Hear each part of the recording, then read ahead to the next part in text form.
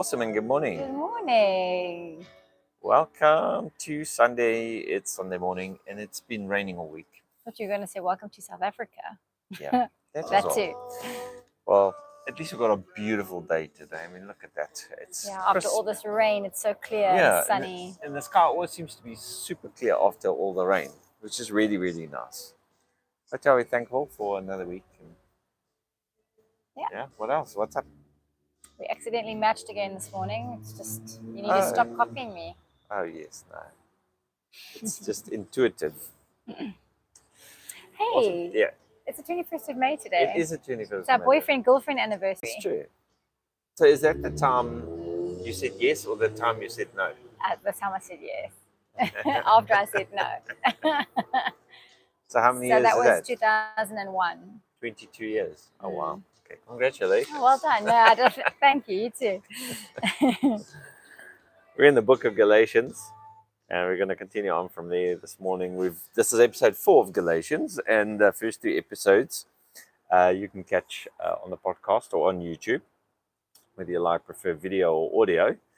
But so this is episode 4, and today we're going to be talking about basically chapter 4. It just worked out like that each episode kind of deals with a chapter, but chapter 4 contains a parable and an allegory, and both of them I think serve to explain what Paul has been theologically saying up until this point. And I think that over the years I've kind of become numb to what this is really doing, what Paul is really doing at this point. And today I want to see if I can remove some of that numbness by kind of just hitting straight at what Paul's going for. Because in my view here, Paul is kind of actually going for the jugular. And I can understand why this would have caused great persecution for Paul, especially from the Jews, because the things he is saying about the law in this allegory and in this parable is quite harsh. It seems to me to be quite clear that early Paul, we see in Galatians, is not friendly towards the law, and is saying time to move on. Like, it was good for its time, but time to actually move on. And the words he uses, they're quite harsh. It's not someone trying to advocate that, it's okay, let's just carry on the way. It's not what's going on here. But before we dig into chapter 4 today, just quickly from the first 3 chapters, Paul is saying that he got a revelation of Jesus, and the point of Galatians is to point out what the true gospel is. In other words, in Paul's view, there's a false gospel going around, and as he starts elaborating, he starts speaking about the faith, which he then explains as the faithfulness of Jesus, through which we are justified. And he is constantly aware and constantly makes mention of the fact that there's other versions of the gospel, according to him, perverted, false versions that's going around. And something I've realized is that in my years of reading the Bible, I've greatly underestimated the Christian diversity that existed in the 1st and 2nd century. Like, I kind of grew up that everyone kind of, they read the Bible and they knew what to believe, but it's just not that simple. It just wasn't that simple. And it's quite clear from the writings of Paul that he disagreed with a lot of people. It's normal. And that a lot of people disagreed with him, and that Paul actually in the end kind of feels forsaken and on his own in the end. And you can see it's like he's almost constantly battling other views and kind of asserting that because he did not receive his views from people, his views are the right views. That's kind of what's going on, I guess, in the book of Galatians. So at the end of Galatians 3, we saw him starting to speak about the law. What's the purpose of the law then? And that's kind of what we want to talk about today. But I want to ask a question first. And I'm going to ask Tori this question, and she has got no idea that the question is coming. So the question is simply, when Paul says the law, what does he mean? Like, what in your understanding, when Paul says the law, well, what comes to mind? Immediately I think about Moses and the 10 Commandments. 10 Commandments, Moses. Okay. And if I think a little bit further, probably what they had in the Jewish religion, they had the Torah, which is the Old Testament, the books of the Old Testament. But more so, the law is like the things that had to be done in order to be clean and be like the qualifications almost, but from like Moses' instructions. Yes. And the reason why I'm asking you the question is because I knew what you would answer. because it's exactly what I would answer. When we think of Paul speaking about the law, we've kind of numbed it down to, yeah, it's the 10 Commandments, and we don't have to honor the Sabbath anymore. And maybe you could go a little bit further and you could say, no, it's all those other Levitical laws we find. There's over 600 of these extra laws. Don't cut your beard, don't do this, don't do that. Things we feel are completely irrelevant for today. It just seems like, and I'm going to show today from Galatians 4 that to Paul, the law is not just that. So what we have in the Greek translation of the New Testament, or the Greek New Testament, we have the word for law is normos, right, which means law. But if it was written in Hebrew, the word would be Torah. Now, the moment you use the word Torah, you're just dealing with a completely different animal, because you're not dealing with the 10 Commandments only, and you're not dealing with the 600 extra laws and whatnot, or the purity laws, or the laws and guidelines on sacrifices. That's not what you're dealing with. When you say the word Torah, what are you saying? You're saying the 5 books of Moses, which includes Genesis, which includes Exodus, which includes Leviticus, Deuteronomy, Numbers. It's basically the Bible of the Jews, right? Yeah. All the other books, the prophets, the Psalms, the wisdom literature, all of that stuff is extra, and it's kind of speaking about the Torah. So the point I'm trying to make is that when Paul says anything about the law, he's really referring to the Torah. Now that changes things quite drastically.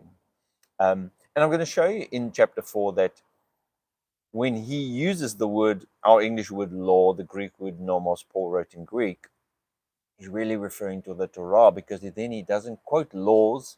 He doesn't quote from Leviticus, he quotes from Genesis and Abraham. So he's saying the Torah says when Abraham, etc., etc. In other words, it is quite clear from the writing in Galatians that when Paul writes about the law, Paul is actually writing about the 5 books of Genesis.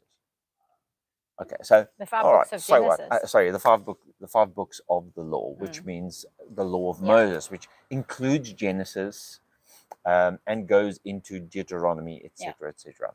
Okay, so at first you might think, oh, yeah, okay, so what? Well, when you start reading Paul, and Paul starts saying that the law has placed us under a curse, everything changes. When you start reading what we're going to find today, that the first covenant is after the flesh, it changes everything. Because what we've done as Christians is we've kind of read this just as, oh yeah, the 10 Commandments and the Levitical laws. We just, we move on from that. There's something much larger going on here. And Paul is actually not just saying, let's move on from meeting on the Sabbath, or not working on the Sabbath, and from not eating pork. I think Paul is going much wider than that, is saying we need to realize that the first covenant and its writings, its scriptures, we need to move on from. Right? So that's quite a radical statement to make. But I think, and let me just clarify this to some degree, that I've come to realize that some of that does land in no longer understanding the law, the Torah, as an actual book of history and science. It has to be understood differently. Yeah. And what Paul is making the case for in Galatians 3, he says the law is added, the Torah, the scriptures. Basically, you can say the Old Testament scriptures if you're a Christian, or you can say the Hebrew scriptures was added because of transgression. In other words, it was something God added to the mix because of where the Jews found themselves. But Paul is making a very, very strong case in the book of Galatians that it needs to be left behind. So that's the first thing I just want to mention as we go through Galatians 4 today, that when Paul speaks of the law, he's speaking of the Torah, and it means the 5 books of Moses, which is in some sense Paul urging us to move on from. It's hard to define, but in some way to move on from them, to acknowledge them, to respect them, to understand that they had a job to do, but the job they were supposed to do is finished. And also further to understand, I think that's what becomes clear in what we're going to be doing today, that they cannot take us any further. Okay, so what does that mean for a Christian? And I think that's where the tire hit the road in the book of Galatians, and this is why Paul attracted so much animosity from fellow Jews, from the Pharisees, of course, but even why he stood in contrast to the leaders of the Christian church like Peter, because he was actually saying we need to leave this stuff behind, because the crux of chapter 4 is if you hold on to it, you can't inherit. Yeah. That's the simplicity of the allegory we find in chapter 4, and the kind of parable that's used in chapter 4. Okay, so saying that, let's then just jump into chapter 4 quickly and see what it says. So it starts off with a parable, and the parable is that of a dad, and he has a son who is a very young son. He's basically a child. The son, of course, is the heir of everything that dad has, but he's too young, too immature to actually move into looking after the land that he theoretically already owns and will fully own when the dad's no longer there. So what the dad then does is he appoints what our James calls it a schoolmaster. He appoints someone like a tutor. Sorry, is the right word. A tutor or a governor. In other words, he appoints one of his slaves as a governor for the son, and I was to look after the son until the son comes to some form of maturity, of wisdom and understanding and discipline, and in order to look after the dad's affairs. So this obviously must have been, I think this is what did happen. We also do that to some degree. We appoint schoolmasters or tutors over our children until the child comes of age, and then we allow him to take charge of things. So Paul takes this as a story, a parable, and he's trying to explain the reason why we had the law. And what he's really doing is saying the law was like a tutor. Right. So what happens in the parable? Well, by the time the son becomes an adult and is adopted or when the child becomes an adult and is kind of like adopted as a son, in other words, now I'll give you, all the responsibility for home. What happens to the tutor? You don't need him anymore. You don't need the tutor anymore. The tutor now no longer has any function. Does it make the tutor less valuable? Yes, for now it becomes less valuable. Does it make the tutor an incorrect thing or a bad thing? Absolutely not. The tutor was needed while the son was young. And so Paul's making this argument while he's writing to the Galatian church, which probably at this stage was mostly Jews, maybe some Gentiles that have become Jews that now have become Christians as well. But he's trying to explain to them that, look, the law was great, and I'm going to say Torah from now on so we get the picture. The Torah was amazing. It met Israel where they were at. It was needed. But now that Jesus appears on the scene, we don't need it any longer. We don't need to hold on to it. And I think this is where the dilemma comes in for me as a Christian today, Mark. Because in my reading, in my searching, my studying, I've realized that to create a picture of God as a moral God from the Old Testament, from the Torah, is extremely hard. Because the reality is that the morals I see God exuding in the Old Testament or in the Torah, or the picture of God in the Torah, I as a person have kind of moved on from that. I don't think like that anymore. And if you thought like that in our dealings in the house, I would say, no, Troy, we can't deal like that. We can't deal with each other like that. Yeah. We can't deal with people like that. And I do believe to some degree Paul is saying the Torah was for that. They needed to see God as this, but we can no longer see God as this. We need to now look into the eyes of Jesus, if I may say, for us to be able to have a better idea what God is actually like. And Paul's angle is slightly different here, because what he's really saying, he's saying, look, if you don't leave the schoolmaster, you can't get your inheritance. If you don't come out from under the schoolmaster, you will never be in charge or be able to receive or be in charge of inheritance. Get rid of the schoolmaster. The schoolmaster has to go.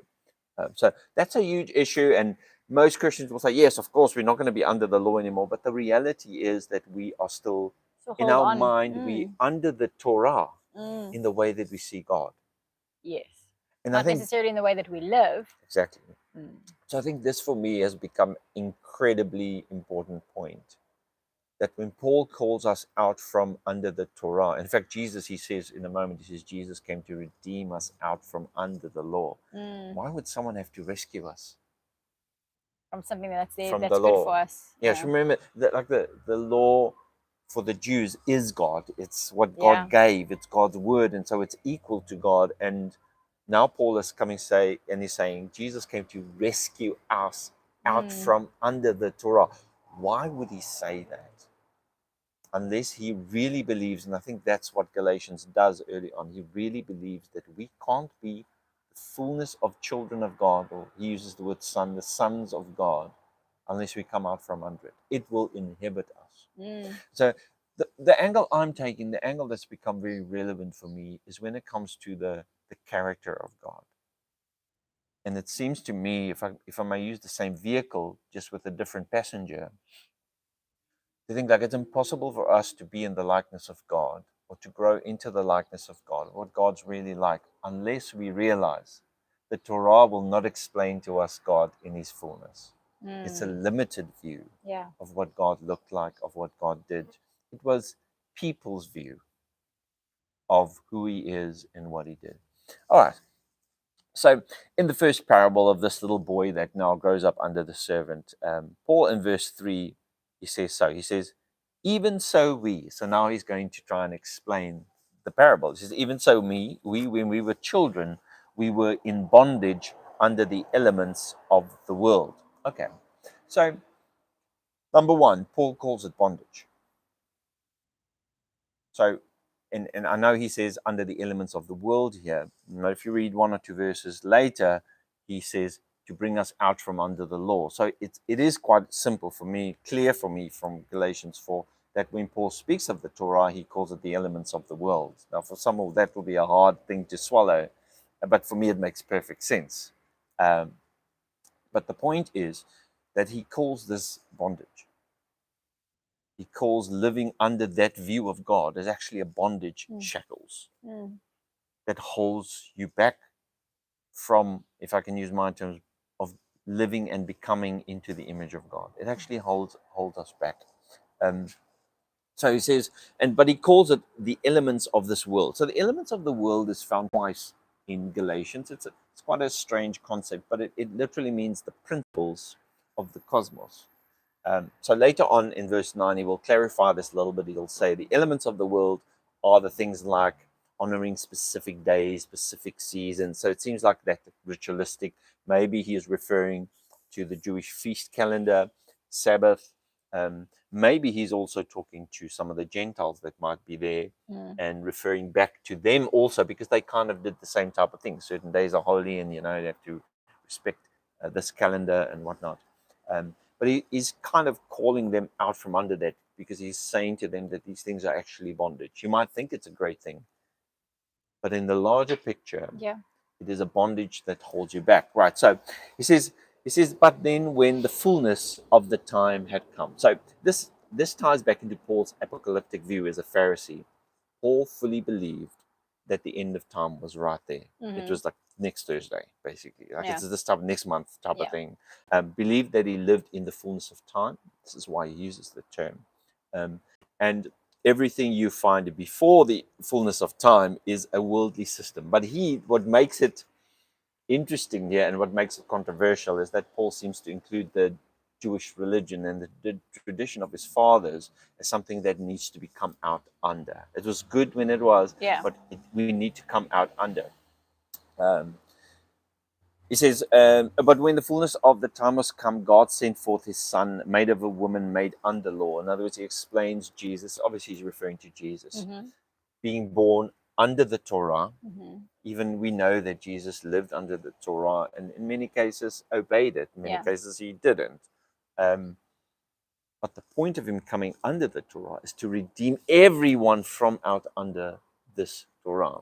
Okay, so it says in verse 5, to redeem them that are under the Torah, that we might receive the adoption of sons.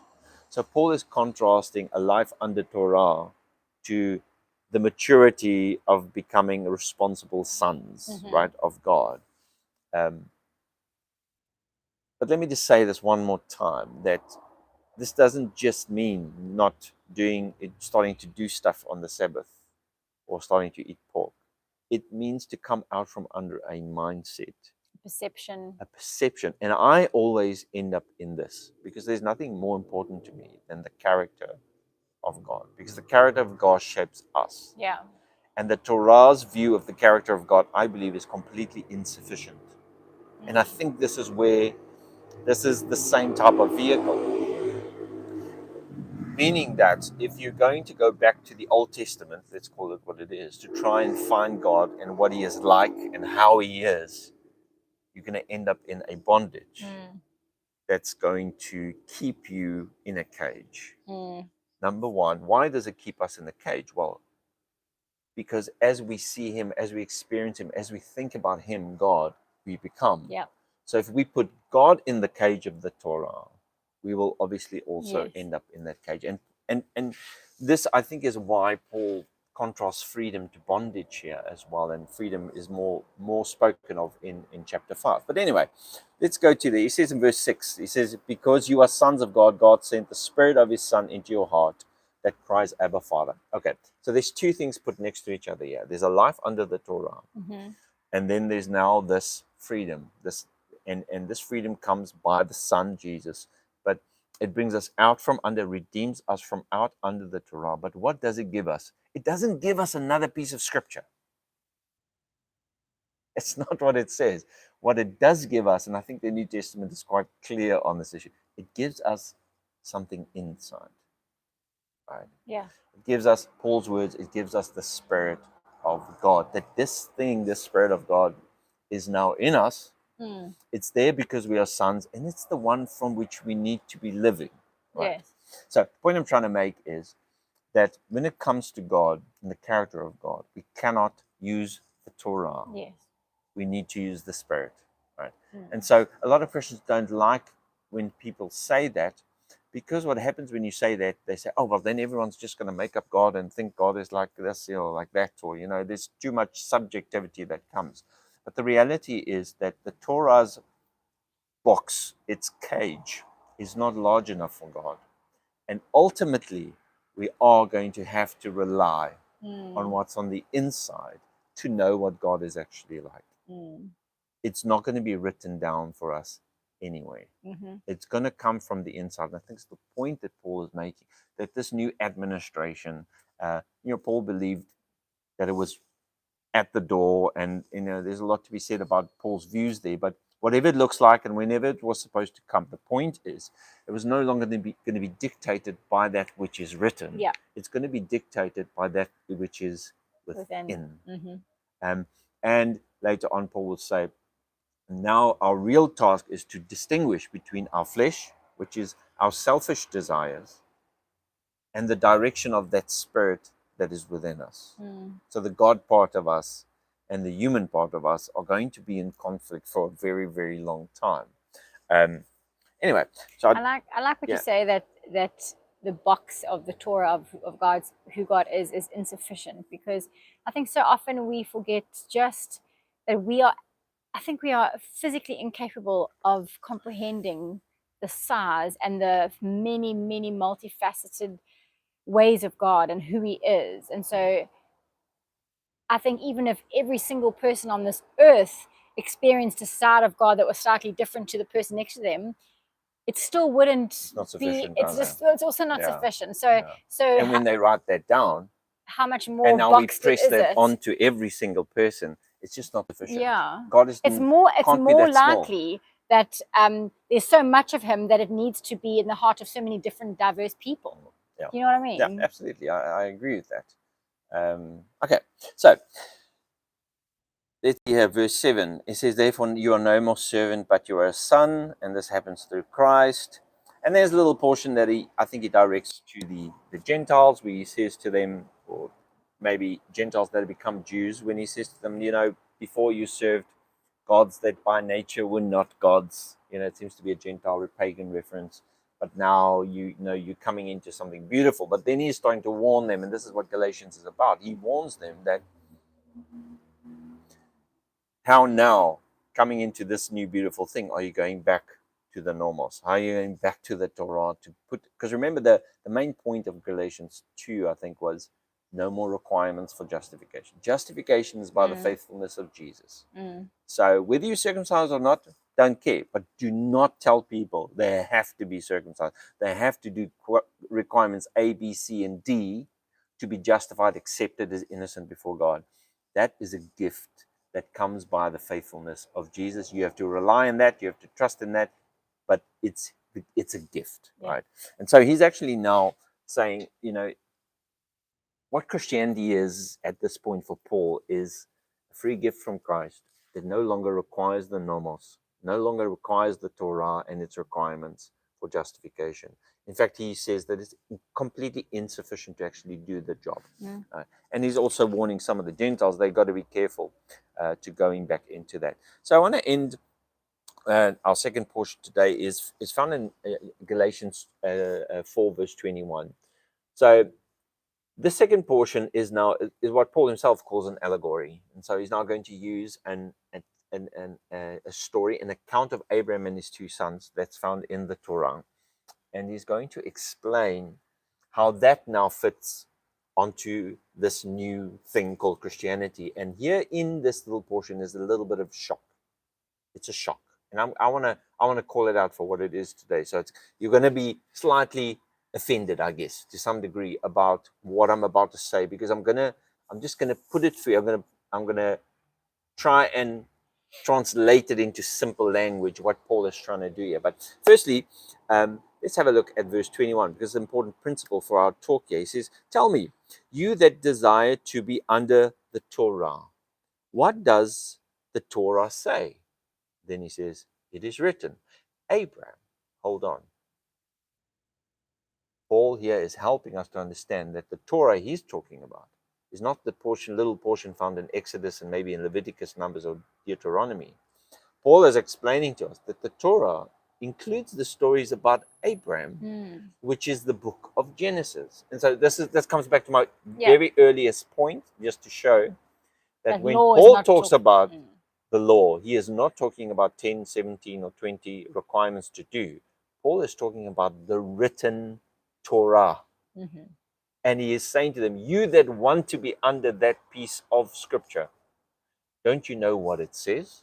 So what he's about to do is going to use a piece out from the Torah to show that inside the Torah itself, it always kind of predicted that the Torah would end. Now that's crazy, but this is how Paul does things. And this is why the Jews don't like him very much. And this is why a lot of people don't like the way Paul interprets the Old Testament, because he's using the Torah to show that the Torah must come to an end. Yeah. Right? It's one of his geniuses, but a lot of people don't like that. Christians love it, of course, but we only love it until a point. So in Galatians 4, from verse 21, we get one of the most shocking statements that I think Paul ever really makes in all of his writing. And as we've said from the beginning of this little series, Galatians is probably, with 1 Thessalonians and 1 Corinthians, the earliest Christian scriptures ever written. Before Mark, before Luke, before Matthew, before John, some of the earliest stuff ever. So it interests me to see, what did Paul believe early on? Because if you can jump ahead to books like Timothy and Colossians, but scholars now believe that those books were written much later and sometimes not even by Paul. So to know what Paul believed early, we go to the books that we know authentically was written by Paul, and Galatians is, of course, one of those books. Okay, so here we go. It's just a couple of verses, but it is, I don't know if Paul did this on purpose, or maybe it's the translation into the English that does this, but it kind of bamboozles you. And you get to the end and all you think of, we're going to inherit one day. And you don't realize what it's actually saying. This is an anti-Torah propaganda that's going on here using the Torah. And I've heard so many people interpret this in a specific way. And I'm like, that's the opposite of what it's saying. That's not what it's saying. It's saying the opposite of that. So I want us to have a quick look at this.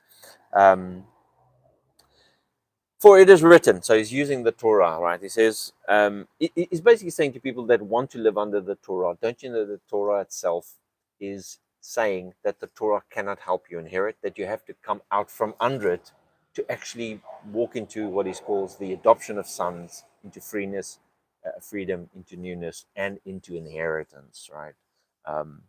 So inheritance is something we haven't spoken much about. It's going to be a little bit difficult because I think Paul's view of inheritance and maybe the view we have today is quite different. Most Christians today will say the inheritance, oh, it's easy, going to go to heaven when I die. But Paul's view of that inheritance was probably more apocalyptic, meaning there's going to come into the world in Paul's time, and then he's going to live resurrected. Those who have died will resurrect, and his body will be changed, and he will live on the earth in the kingdom of God in this blissful state, right? That's probably what Paul thought. Okay, let's leave that alone. For it is written that Abraham had two sons, one by the bondmaid and one by the free woman. Okay, so Paul says Abraham had two women, two sons, and they were by two different women. One by a bondwoman, meaning a slave woman. This is, of course, is Hagar. And then one by the free woman, who was actually his real wife, which is then Sarah. Okay, so he's setting up. I like to tabulate this, and if you left confused after this morning, go back to Galatians 4, take Excel, or just take a notepad as I've done here.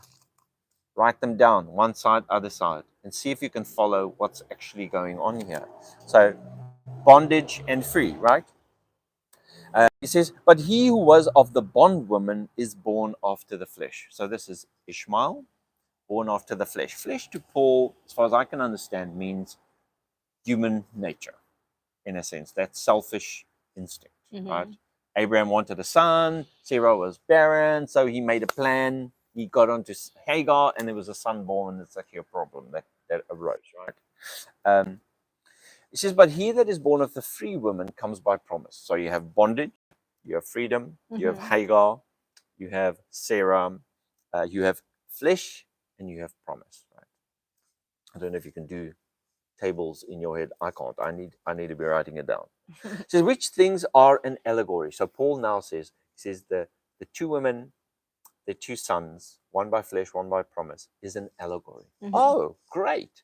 An allegory of what? So he says, an allegory for the two covenants. Now, this is one of the earliest penning down of the idea that there is a new covenant or another covenant in the New Testament, right? Okay. This is long before Jesus says, this is the testimony, this is the blood in the new covenant in my blood. Long before that, 30 years, sorry, not 30 years, 10 years, maybe 20 years before. Paul says two covenants. All right, okay, this is really interesting. I think for Jews obviously reject that completely. How can God make two covenants? He made one covenant, the Torah, and under that we'll live until the kingdom of God manifests fully. Not for Paul. He's saying, no, there's two covenants. And these two women are the examples of those two covenants. All right, this is interesting. Now, obviously, immediately we'll think, obviously, Sarah and Isaac is the covenant at Sinai, the Torah, because it's out of them the Torah came. Not for Paul. And Paul flips this thing absolutely on its head. And you're going to have to take my word for it because I can't read everything and take my time too much. I'm running out of time. But like I said, go do it on your own.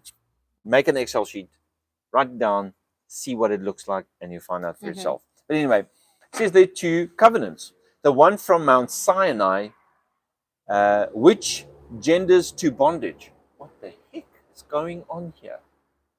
Paul flips this thing on its head, and he's saying, yeah, you thought Isaac was the one that was going to come from Sinai because that's what actually happened. He said, no. Hagar, Ishmael, from the flesh bondage produced Sinai. And this is where, in this sentence, Paul flips what you would expect to come on its absolute head, and he is trying to make a case that the first covenant, if we can call it that, the one that comes through the Torah, because to be honest, to be clear about it, the Torah is the result of the first covenant, right? It's the writings about that covenant. He's saying it is bondage. And he says, it genders, this is the King James, it genders to bondage, which is Hagar. And so Paul flips this whole thing on its head by saying that the Torah, the law, and what happens at Sinai comes from Hagar. It's Hagar. In the allegory, it is the one that's bondage, but here's the hard part. It's the one that's after the flesh.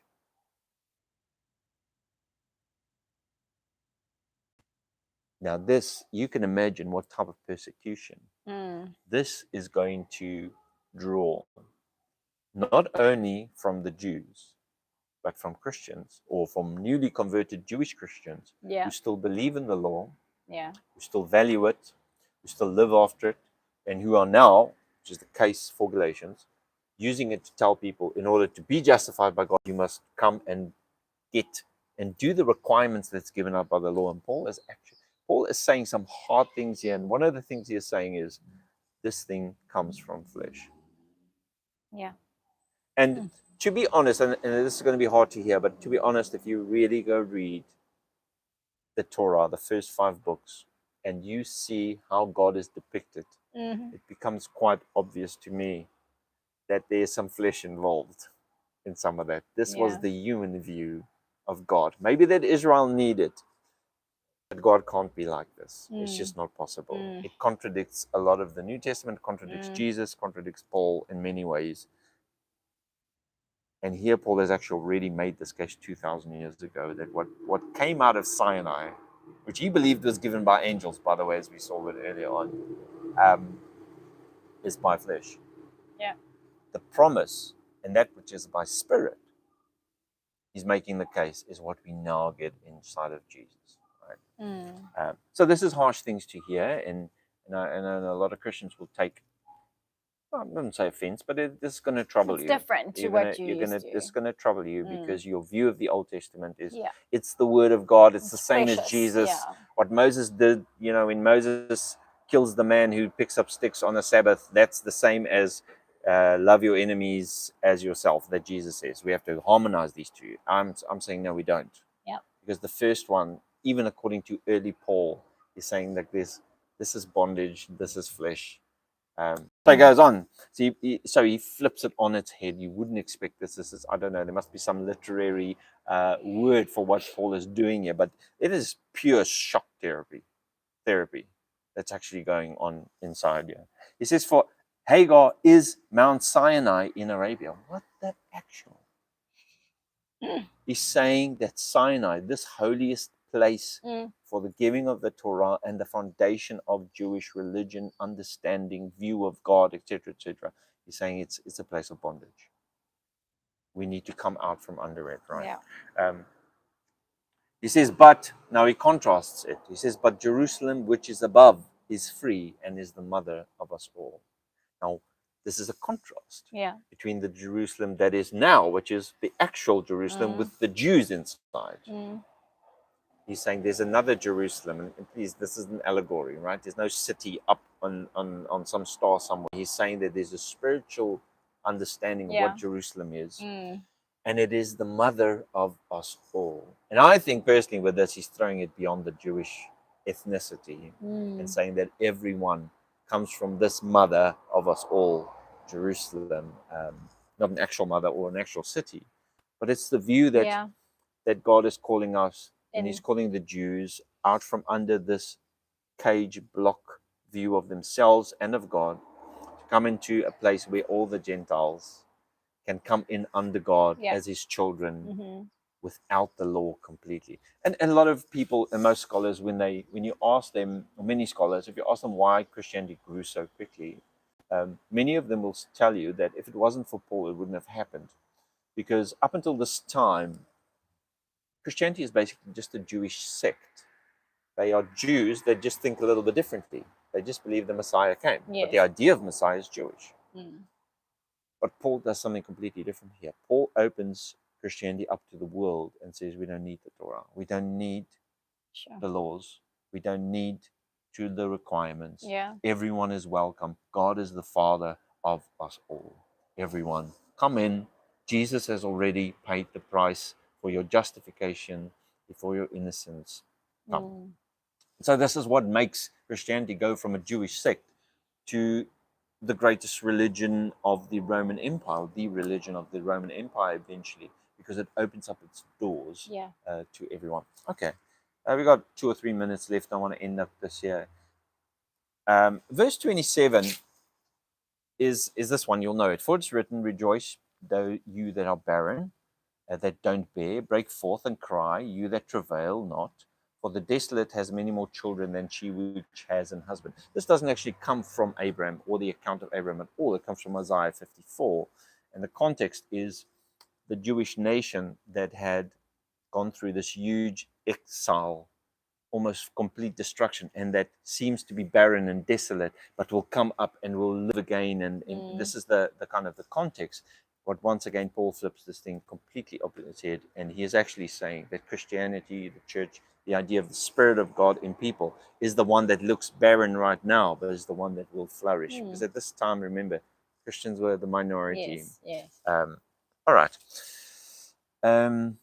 Now, the last 4 verses as we finish off. It says, now we, brothers, as Isaac was, we are the children of promise. So when he says we here, he's not referring to himself as a Jew, but he's referring to himself as son of promise. He's referring to himself as one that has come out from under the law. But then he that was born after the flesh persecutes that him that's born after the spirit. So even it is now, and it's a tongue-in-cheek reference to the persecution of himself by Jewish people. He is saying that the flesh will always persecute the spirit. And I think once again, this is the second time that Paul refers to that which is law, that which is Torah, Sinai, as Hagar, bondage, but now second time he says flesh. Flesh. So it's hard for me to think of the Old Testament and then say Paul thinks there's flesh involved there. It's hard for any Christian to think about it. But I think it is actually exactly what goes on in the Old Testament. There's a whole lot of flesh in there. There's a whole lot of human hands, human thoughts, human minds. And I think that's a hard process to start changing the way you think about the Torah. But I think it's absolutely inevitable that at some point we realize there's some flesh in there. The cosmology of the Torah is not real cosmology. The history of the Torah, unfortunately, it's just not real history. Not all of it. There's very little real history in there. It's just how it is. And it's hard to accept. But I think Paul is already, I'm not saying Paul knew that, maybe Jericho didn't happen exactly like the Bible says, or the Torah says, or the Old Testament says. But Paul already has this kind of a notion here that this old thing is bondage and flesh. We need to get out from under it. I think today we understand why Paul could say that, because there's other factors that's showing us that there's a human hand in there, that it's clear that there's a human hand in there. We need to move on from it. Otherwise, we're going to keep God in this box forever. Verse 30 is the hardest part of the whole thing. And he ends like this. We've got 2 minutes. He said, nevertheless, what does the scripture say? In other words, what does that which is written down say? He's talking about the Torah. That's how he starts. He says, it says, cast out the bondwoman and her son. Now, you know what Paul's doing here? He's saying the Torah says, cast out the Torah. And if you want to listen to the Torah. It's absolute genius. And at the same time, it's so arrogant in a good way, like bold. It's hugely bold. Nobody has ever interpreted the story of Abraham in this way. But basically what Paul's saying, the Torah itself says that unless you cast the Torah out, there's no inheritance. Which to me shows that the Old Testament can be inspired by God and yet written by flesh. Do you know what I'm saying? If it itself speaks about its own demise, temperance, and becoming irrelevant at some point, I can see inspiration in there, while I don't have to accept all of it as pure history and pure science. That's the point I'm trying to make. And then he just ends off and says, but guys, look, we are not children of the bondwoman, but we are children of the free. So Galatians 4 is a parable and an allegory of how the Torah is a temporary arrangement, how it has to end, and how it is bondage and flesh. And unless we get, it's going to sound wrong to say get rid of it. We don't want to get rid of it. Unless we move on and understand what its job was. Like that parable. Yes, like the parable. We are going to basically be full-grown men and women. With babysitters. that constantly have a babysitter, and we have to ask, will my dad like it if I did this and this and this? And the babysitter will say, oh no, your dad won't like it because your dad's like this, this, and this. The truth is, the servant, the tutor, does not know the Father. The Son knows the Father because the Son has the Spirit of the Father. Yeah. And so I think where we are in Christianity in many circles is we are still asking the tutor, what's my daddy like? What's my daddy like? And we're not listening to that conscience, that spirit that's within us. We've dulled it down. We've completely numbed it out because the tutor is what daddy gave. Numbed it out of fear. Yeah. So and the point of all of this is to realize that what the Torah is a tutor, and to leave it behind and to develop the ability to know God from the inside. Otherwise, we're going to be grown men and women constantly asking the tutor what daddy is like, and that's not what God has in mind for us. And I think Paul early on already knew that this is going to take a different route, and that's why he was persecuted as much as he was. Sure. Anyway, all right, we're going to end there today. Thank you so much for being with us this morning, and we hope you have a wonderful week. Yeah, we'll see you next week. Yeah. Next time. Cheers. Thanks. Bye.